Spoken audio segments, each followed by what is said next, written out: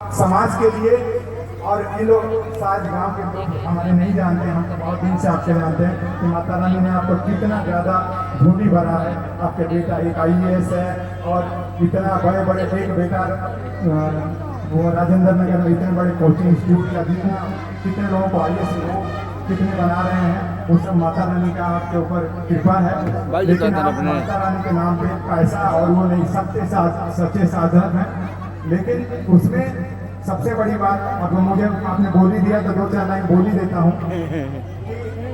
गलतियाँ सबसे होती हैं, लेकिन थोड़ा सा उसमें दोनों लोगों को समझने की जरूरत है। तो गंगा की कसम, गंगा की कसम, ताना बाना बदलेगा, थोड़ा आप भी बदलो, थोड़ा हम भी बदलें, तभी जमाना बदलेगा। तो दोनों लोग मिलजुल के ही करें। लेकिन उसमें दिक्कत ये हो जाती है कि सब लोग ईगो पे रख लेते हैं कि नहीं नहीं मेरी गलती नहीं है, उसी की गलती है। थोड़ा अपने अंदर झांक के देखें तो पता चलेगा शायद हो सकता है हमने भी गलती किया हो। तो अब थोड़ी सी बात, सबसे पहले जिस माता रानी को हम लोग मन से पूज शायद भूल जाते हैं कि वो माता रानी और कोई नहीं, माँ है, लड़की है, और वही हमारी भी माँ है। तो माता रानी शायद कभी मानेंगी, पूजा देंगी, सम्मान देंगी, आशीर्वाद देंगी जब सही में हम अपने माँ बाप को मानेंगे। प्रॉब्लम तब हो जाती है भैया, बहुत छोटी सी बात बता रहा हूँ कि हर माँ बाप के लिए एक बहुत बड़ा धर्म संकट आ जाता है कि बाद में सबको लगता है कि मेरे बाप मुझे ज़्यादा नहीं मानते, उसको ज़्यादा मानते हैं, या मेरी सबसे बड़ा उसमें भी लग जाता है कि एक कहती है कि पापा हमको नहीं मानते, कहती है पापा हमको नहीं मानते। और उस दिन बड़ा धर्म संकट हो गया कि सारे एक गेम में वो लोग सबको जीत चुकी थी, अंत में फाइनल में यही दोनों पहुंची थी। मेरे लिए धर्म संकट हो गया, दोनों में से कौन जीतेगा। तो माता रानी का आशीर्वाद देखे कि दोनों एक ही म्यूजिकल चेयर पर बैठी, दोनों जीत गई। तो मेरे लिए इज्जत बच गया कि दोनों मेरे लिए जीत गए।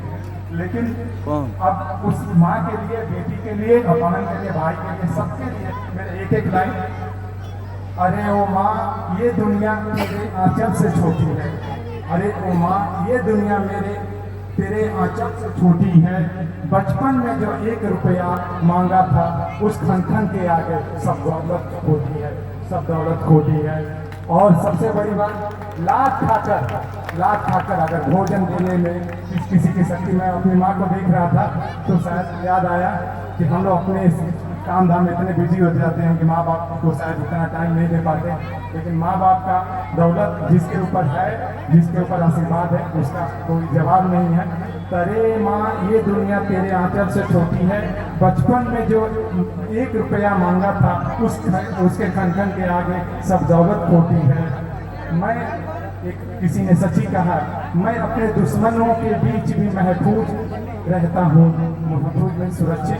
मैं अपने दुश्मनों के बीच भी महफूज रहता हूँ, क्योंकि मेरी माँ की दुआओं का खजाना कम नहीं होता। माँ कलम है तो बात है, स्याही है, माँ परमेश्वर की स्वयं एक गवाही है, माँ परमेश्वर की स्वयं एक गवाही है। माँ काशी है, माँ काबा है, माँ चारों धाम है, माँ की वजह से ही हमारा नाम है। माँ पृथ्वी है, जगत है और धूरी है, माँ बिना इस सृष्टि की कल्पना अधूरी है, माँ बिना इस सृष्टि की कल्पना अधूरी है। माँ का महत्व दुनिया में कम नहीं हो सकता, और माँ जैसा दुनिया में कुछ हो नहीं सकता। ये पंक्ति मैं अपने माँ के नाम करता हूँ, और मैं दुनिया की सारी माँओं को प्रणाम करता हूँ, मैं वो दुनिया की सारी माँओं को प्रणाम करता हूँ। और लास्ट में, बिना बाप के, बिना भाई के भी कुछ नहीं। देखिए, पिता उंगली पकड़ते बच्चे का सहारा है। पिता रोटी कपड़ा और मकान है। पिता एक छोटे से परिंदे का भी बड़ा आसमान है। पिता से बच्चों के ढेर सारे सपने हैं। पिता है तो सारे सामान बाजार के अपने हैं। तो पिता से बड़ा अपना तुम नाम करो, तो पिता से बड़ा तुम अपना नाम करो। पिता का अपमान नहीं, उन पर स्वाभिमान करो, उन पर स्वाभिमान करो, क्योंकि माँ बाप की कमी कोई बांट नहीं सकता, और ईश्वर भी उनके आशीषों को काट नहीं सकता, और ईश्वर भी उनके आशीषों को काट नहीं सकता। विश्व में किसी भी देवता का स्थान दूजा है, दूजा मीन्स दूसरा। विश्व में किसी भी देवता का स्थान दूजा है। माँ बाप की सेवा ही सबसे बड़ी पूजा है, माँ बाप की सेवा ही सबसे बड़ी पूजा है। विश्व में किसी भी तीर्थ की यात्रा व्यर्थ है, विश्व में किसी भी तीर्थ की यात्रा व्यर्थ है यदि बेटे के होते हुए भी माँ बाप असमर्थ है, और यदि बेटे के होते हुए भी माँ बाप असमर्थ हैं। जो खुशनसीब हैं जिनके पास माँ बाप होते हैं, वो खुशनसीब हैं जिनके पास माँ बाप होते हैं, क्योंकि माँ बाप के आशीषों के हजारों हाथ होते हैं, क्योंकि माँ बाप के आशीषों के हजारों हाथ होते हैं।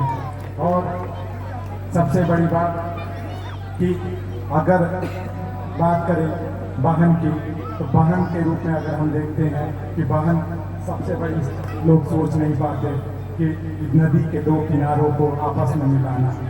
रूमी भैया आप ही का भजन सुन रहा था तो उसमें से एक लाइन इस समाज के अंदर बोलना चाहता हूँ कि शायद हम लोग भूल जाते हैं कि इसमें अगर कोई फल फूल और कोई भी वृक्ष उगाते हैं और फिर दूसरे गमले में ले जाते हैं, आप ही की लाइन से मैंने सुना था, तो 4 दिन में या वो वृक्ष दूसरे गमले में इतना जल्दी एडजस्ट नहीं हो पाता, फल नहीं पाता है।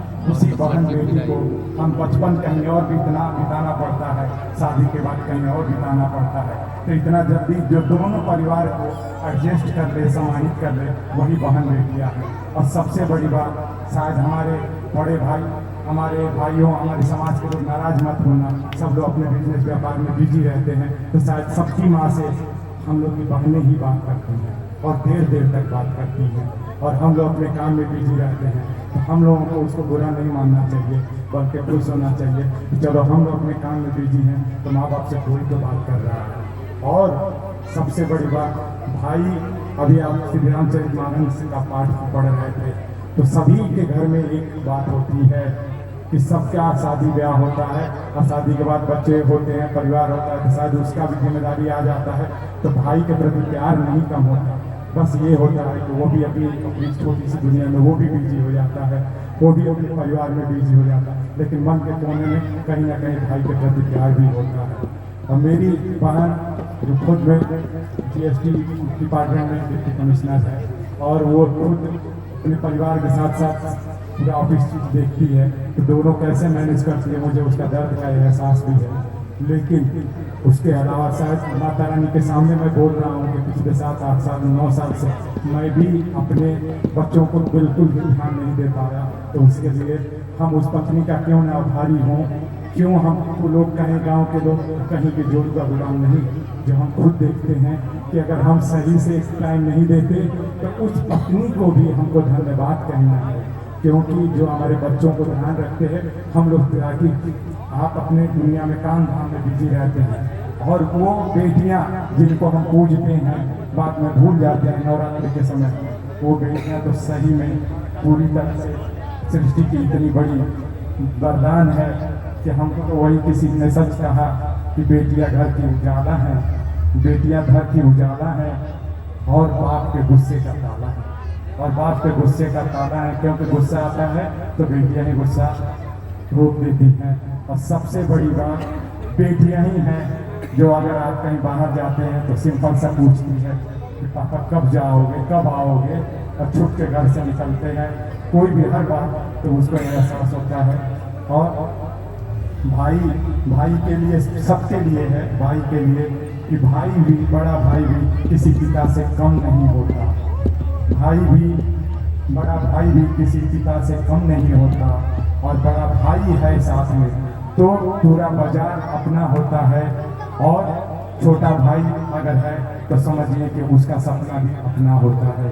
हम कुछ ज़्यादा बोल नहीं पाए होंगे भैया, पहले मालूम होता तो बहुत बोल लेते, लेकिन आपके सामने आपने बुला लिया अचानक, तो बस ये बोलना है कि गांव के जितने भी लोगों ने इसमें पूरा एक भाई लोगों ने, हमारे गांव के प्रधान जी श्री सुरेश भैया, दिनेश भैया, राजेश भैया, राकेश भैया, और हमारे सबसे बड़े बात हमारे बाबूजी का एक चीज़ कहना, जो बाबूजी और हमारे बड़े भैया लोगों ने सपना दिखाया, सुरेश भैया ने बड़ा सपना दिखाया, सब लोगों का, राजेश भैया, राकेश भैया ने भी सहयोग दिया, और सबसे बड़ी बात इस प्रोग्राम के लिए अजय भैया और उमेश भैया ने भी सहयोग दिया। ये श्रृंखला चलती है, और कोई गलती हो तो क्षमा चाहता हूँ, लेकिन एक बात सबसे बड़ी बात कि ये प्रोग्राम एक किसी घर का, किसी परिवार का नहीं है, समाज का, क्षेत्र का है, इसलिए है कोई हमसे पूछता है या पूछ सकता है कि जागरण ही क्यों, और इस माता रानी का पूजा ही क्यों। क्योंकि एक ही चीज़ से सब कुछ सार्थक हो जाता है, क्योंकि माता रानी मतलब बेटी, बहन और माँ, और माँ से ही पूरी जगत की जननी है। तो माँ बाप का, बेटी बहन का, सबका सम्मान करें और इस पूजा को सिर्फ नवरात्र तक न रहते पूरे सालों साल करें।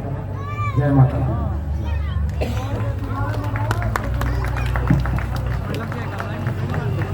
एक बार जोरदार तालियां बजाइए।